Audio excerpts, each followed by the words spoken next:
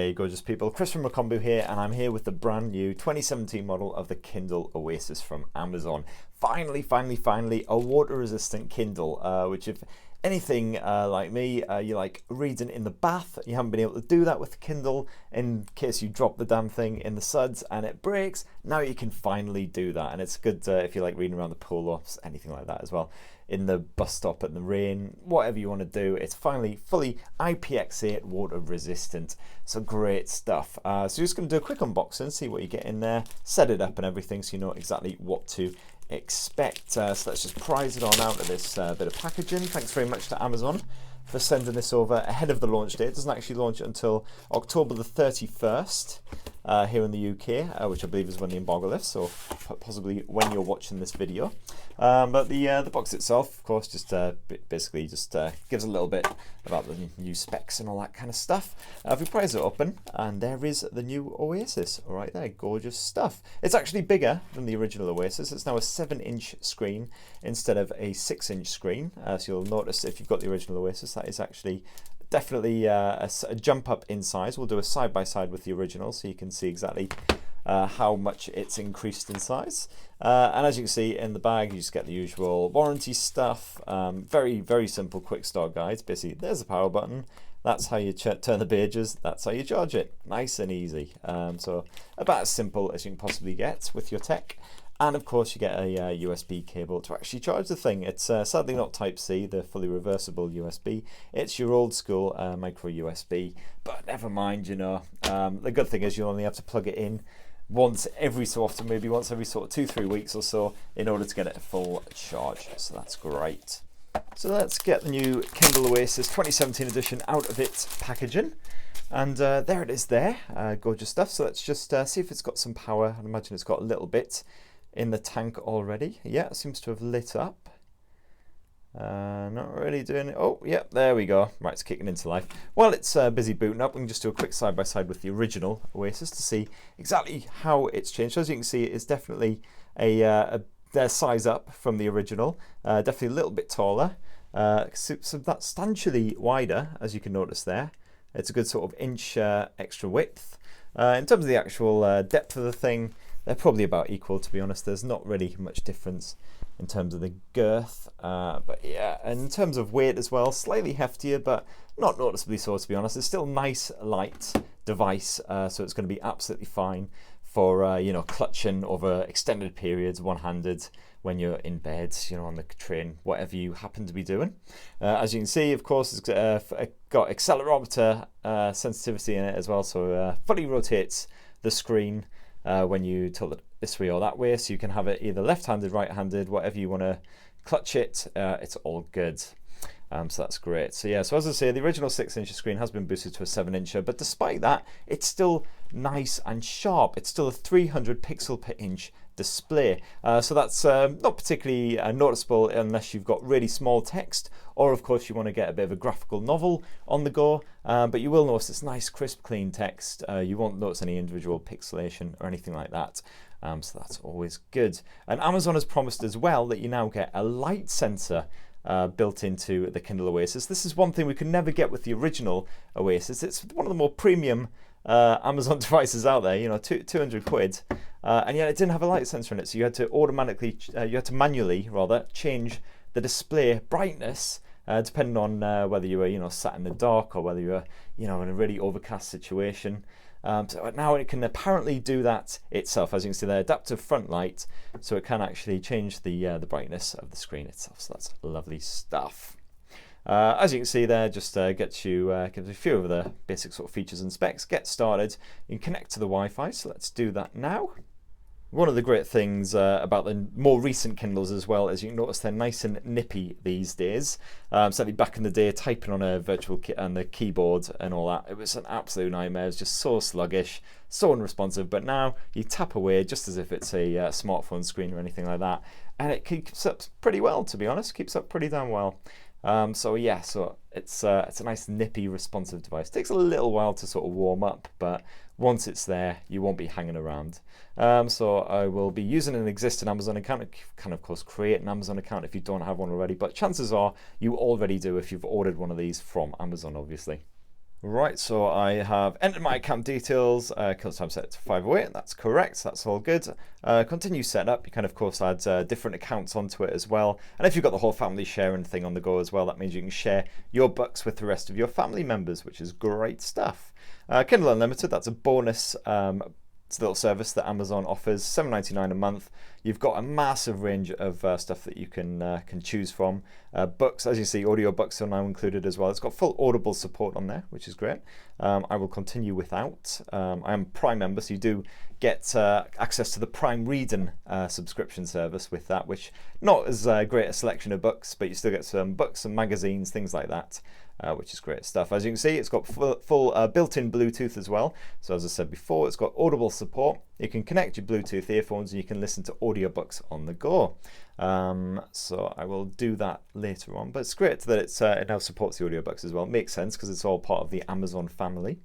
Social networks, you can link your Facebook and Twitter and just tweet about what you read, and you can share excerpts online, all that sort of stuff. Parental controls as well, always good. Amazon devices always have good parental controls in them, so you can stop your kids from going online and doing weird random things what kids will want to do. So again, Amazon very good with the tutorial stuff as well, shows you exactly how to use the device. If you used the Kindle before, you'll know exactly what to do. Of course, you can change the order of these buttons, so they skip back and forward through your books. It's fully touchscreen as well, of course, as you can see. My library is exactly all of the books that you own, which you bought through Amazon. Of course, reading list is stuff that either you own or that you've wish listed. And of course, you can access all the usual stuff. So as you can see, display. We've now got auto brightness, which was not available on the original Kindle Oasis device. That was not an option because there was no adaptive light. You had to manually change it. You can still manually change it if you want, but of course, good old auto brightness. Let's keep that on because why not? And of course, all the usual stuff. Sync my Kindle, so you can sync with all of your books and all the rest of it. All settings. Let's dive into that. You'll probably notice it's basically the same options as before on the original Oasis. So you've got your Wi-Fi and Bluetooth connectivity. You can buy a 3G version of the Oasis as well, so it comes with built-in 3G. You don't need to plug in a SIM or anything like that. It operates through the device itself. And that's great if you're constantly on the move, can't always track down Wi-Fi, and you want to download books, ad hoc, as it were. Household and family library, as I said before, you can connect various other people in your household, and you can all share your books and Audible audiobooks and everything. Device options, jump in there. You can change the font sizes, all that kind of stuff, which is great. So you can get it set up exactly the way you want it. If dive into reading options, eventually a little bit of a pause there. It's still not super slick, but it's getting there definitely. Nightlight is good. That is a fun little feature for if you are reading in the evenings. It just helps to keep it nice comfortable read. Page turn buttons, as I say, you can swap the orientation of these, so I like to swap them around to reverse. So that one is tap forward. It's just easier the way that I grip it, which is like this. Just give it a quick tap and you get skipped forward through the book. So that's the way I like it. You might disagree. Language and dictionaries, accessibility. So accessibility, again, you can change like the font size and all that kind of stuff, which is really good if you are struggling with your eyesight or anything like that. And parental controls, as mentioned before, you can set up all these restrictions. You can stop your kids from basically spending loads of money buying you books and all that kind of thing. So that is great stuff. So lots of different options in there, and of course you can jump straight into the store from here as well, and that just allows you to buy books on the move, which is always good. So it's busy updating at the moment. So is it going to do it? Yep, there we go.